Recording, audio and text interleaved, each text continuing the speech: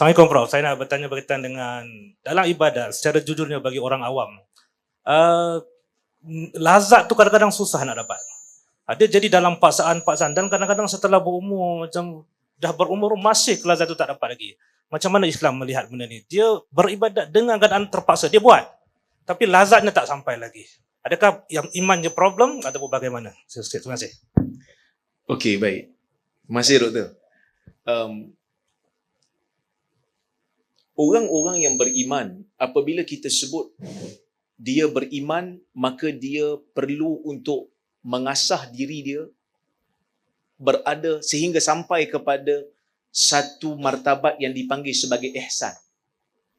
Ini yang diajar oleh Jibril kepada Nabi SAW dan yang diajar oleh Jibril kepada umat melalui jawapan Nabi SAW. Sehingga Jibril tanyakan, mal ihsan? Apa itu ihsan? Kan? Maka Nabi jawab apa? An ta'budallah ka'annaka tarah fa illam takun tarah fa innahu yarak. Engkau sembah Allah seolah-olah engkau lihat Allah. Jika tidak mampu, maka kau kena tahu bahawasanya Allah melihat engkau.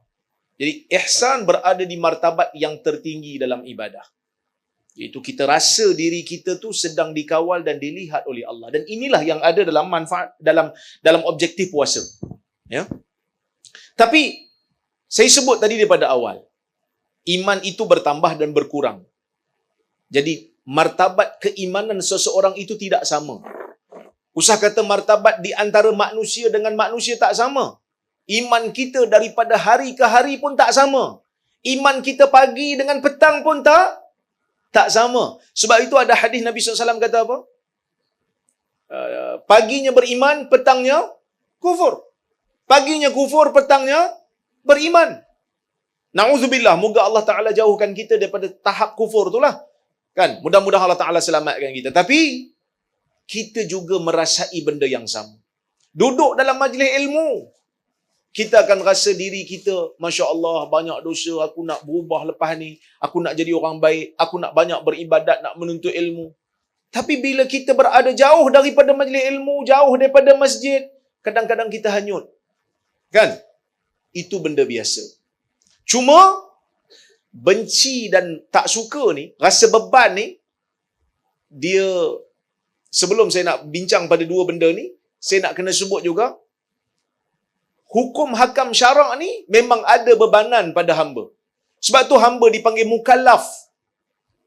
Apa itu mukallaf? Daripada perkataan taklif. Apa itu taklif? Bebanan hukum. Mukallaf orang yang dibebani dengan hukum. Pasti akan rasa susah.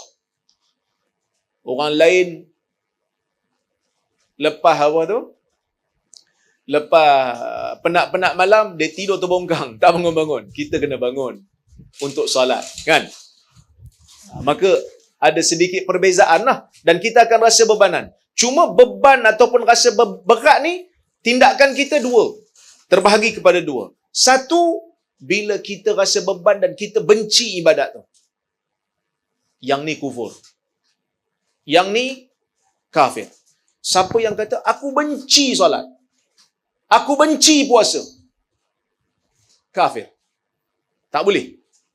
Tetapi kalau dalam perasaan dia, dia iktiraf itu hukum yang Allah Ta'ala kenakan atas kepala dia. Kalau orang tanya, hang kena solat hang tahu tak? Tahu. Tahu tak benda ni wajib? Tahu. Tapi rasa malahnya nak buat, kan? Rasa beban nak buat. Itu perasaan tabiat manusia. Dan dia berbeza antara manusia dengan manusia. Kerana Allah Subhanahu Wa Ta'ala iktiraf. Ada di kalangan para sahabat yang rasa beban apabila Allah Ta'ala suruh pergi perang. Asa an takrahu syai'an wa huwa khairul. Mungkin boleh jadi kamu tak suka satu benda, tapi benda tu baik untuk kamu. Bila Allah Ta'ala turunkan ayat ni? Bila Allah Ta'ala syariatkan perang. Ada rasa beban di kalangan para sahabat. Ada rasa gentar di kalangan para sahabat. Terutamanya, bila mana peperangan Badar berlaku. Kan? Perang Badar kan, sahabat tak bersedia. Bilangannya sedikit, kelengkapannya sikit. Tiba-tiba Allah Ta'ala takdirkan perang. Ada rasa beban, ada rasa berat, ada rasa gentar. Allah Subhanahu Wa Ta'ala kata, boleh jadi kamu tak suka pada satu benda. Itu baik bagi kamu. Jadi bila mana ada perasaan beban dan berat ni, kita kena hati-hati, jangan sampai kepada tahap benci pada ibadat tu. Cuma kalau ada perasaan rasa macam, rasa berat lah, rasa beban lah kan. Ia menunjukkan tahap keimanan kita tu belum sampai kepada martabat ihsan dan kita kena bimbing dan pimpin jiwa kita. Dan sebenarnya, setiap daripada kita ni, walaupun sebenarnya kita tak minta. Sebab Nabi SAW pun sebut, la tad'u ala anfusikum, kamu jangan doa keburukan atas diri kamu. Tapi kalau kita perasan, kita akan rasa ibadat itu sedap dan lazat bila Allah turunkan kepada kita musibah. Bila Allah turunkan musibah pada kita, masa tu sedap ibadat. Masa tu kalau boleh kita tak nak bagi salam. Sebab kita rasa seronoknya doa sebelum memberi salam. Kalau boleh kita tak nak angkat kepala daripada sujud. Kerana kita tahu waktu tu adalah waktu mustajab doa. Jadi sebenarnya kita dah sampai pada tahap tu. Cuma kita perlu bimbing. Bukan kata, ini bukan saya nak mengajar ni, saya pun sama juga. Kadang-kadang ada jugalah rasa beban-beban tu kan. Tapi kita kena ajar diri kita. Kena cari hikmah di sebalik setiap pensyariatan ibadah yang Tuhan bagi kat kita. Saya sebut tadi, kita tak boleh fikir. Tak boleh fikir dari sudut faktor. Kenapa. Tak boleh cari illah. Ibadah mahdah, illah dia hanya khudu' wal inqiyad. Illah, faktor. Kenapa Allah Ta'ala syariatkan ibadat? Faktornya adalah kerana nak suruh manusia tunduk dan patuh. Tapi hikmahnya ada tak? Hikmahnya banyak. Bila Allah Ta'ala suruh kita salat, sebenarnya kita boleh cari hikmah di sebaliknya. Kenapa Allah Ta'ala suruh kita mulakan salat dengan Allahu Akbar? Sedangkan banyak zikir lain lagi. La ilaha illallah pun ada. Subhanallah pun ada. Alhamdulillah pun ada. Tapi bila mulakan salat, Allah Ta'ala kata, mulakan dengan takbiratul ihram, iaitu Allahu Akbar. Sebab apa? Boleh cari hikmah dia. Kenapa bila kita sujud, bila kita rukuk, Nabi SAW ajar kita supaya tasbih. Subhana rabbiyal azim, subhana rabbiyal a'la. Boleh cari hikmah dia. Boleh cari. Dan di situ akan timbul kelazatan. Kenapa Nabi SAW mengarahkan kita semua untuk baca Fatihah di dalam salat? Ada sebab dan ada hikmahnya. Nak jawab kat sini panjanglah. Tapi, boleh cari video saya kat YouTube. Saya menghuraikan makna Fatihah. Yang mana kalau kita semua faham maksud Fatihah yang kita baca dalam solat tu, kita akan rasa solat itu sangat healing untuk kita. Tak payah pergi tepi laut nak healing. Pergi pun boleh lah. Kan? Tapi kadang-kadang manusia ni pergi healing punya jauh. Kan? Sedangkan di dalam solat itu ada healing yang kadang-kadang kita tak perasan. Sebab itu Nabi SAW sebut dalam hadis, Nabi kata apa? Ju'ilat li qurratu aini fi salah. Dijadikan untuk aku penyejuk mataku di dalam salat. Penyejuk mataku ada dalam salat. Hidup ni ada kalanya berjalan seperti mana yang kita rancang.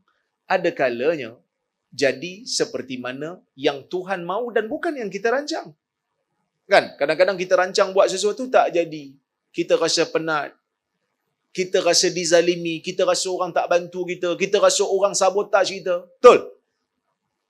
Kan? Kadang-kadang kita rancang buat sesuatu tak jadi. Orang sabotaj kita. Orang gagalkan rancangan kita. Kita rasa susah hati. Pergi salat.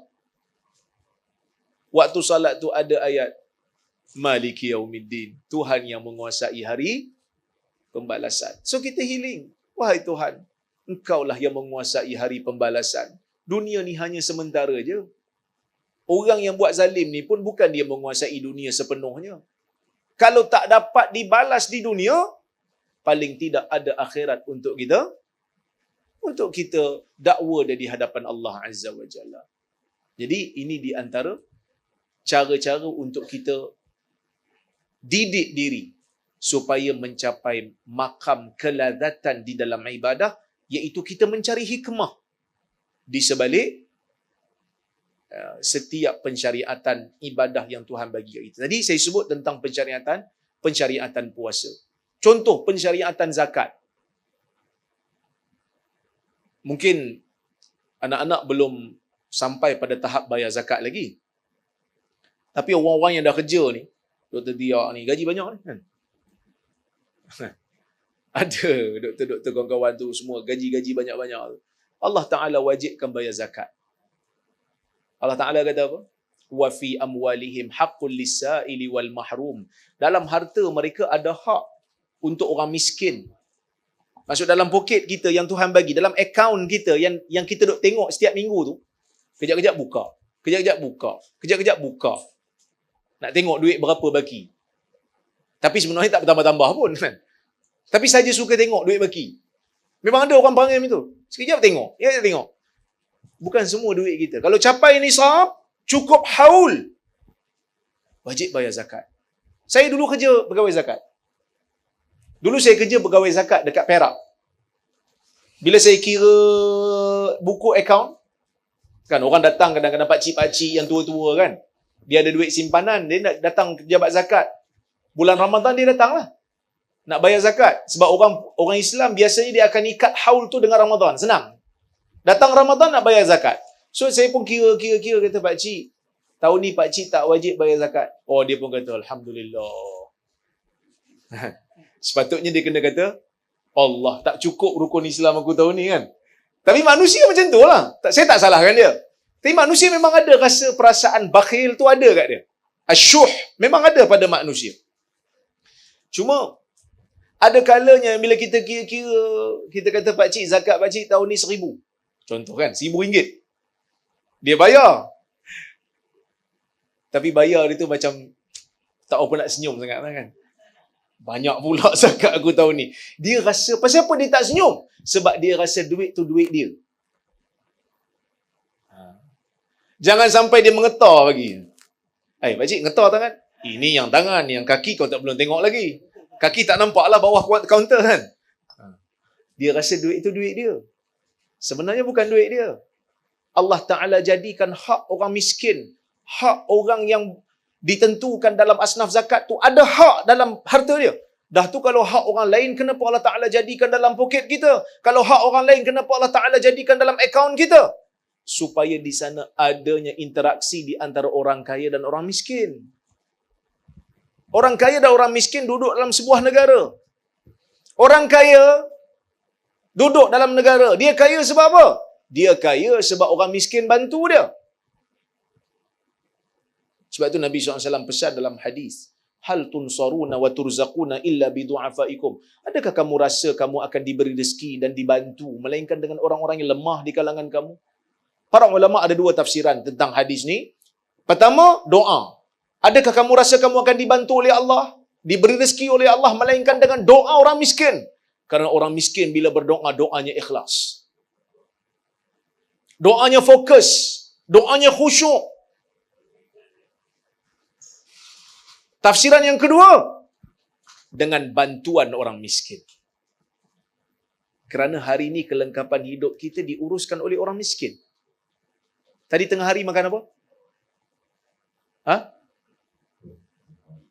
Tadi tengah hari tadi makan apa? Makan dah? Ke tak makan? Puasa ke? Makan apa tadi? Tak makan? Ikan keli. Ikan lele. Contoh kan? Ikan keli. Ikan keli yang kita makan. Ikan kerapu yang kita makan. Katalah orang kaya ni dia makan kerapu, makan lobster. Siapa yang pergi tangkap lobster tu? Orang miskin yang tangkap. Orang miskin yang jual. Kan, kami yang kat depan ni, Dr. Dia, saya sendiri, kalau tak kerana orang miskin yang menjual barang-barang keperluan, kami juga akan susah. Saya tak pandai tangkap ikan. Saya tak pandai. Saya tak pandai tanam padi, tak pandai. Kan, Dr. Dia pun tak pandai. Dia kata dia pandai. Saya pun tak pandai. Kalau orang miskin tak tanam padi, kalau orang miskin tak tangkap ikan, kita nak makan apa? Makan buku. Jadi sebab itu jangan sombong. Maka mencari hikmah di sebalik setiap ibadah itu akan mewujudkan kelazatan dalam diri kita. Wallahu a'lam.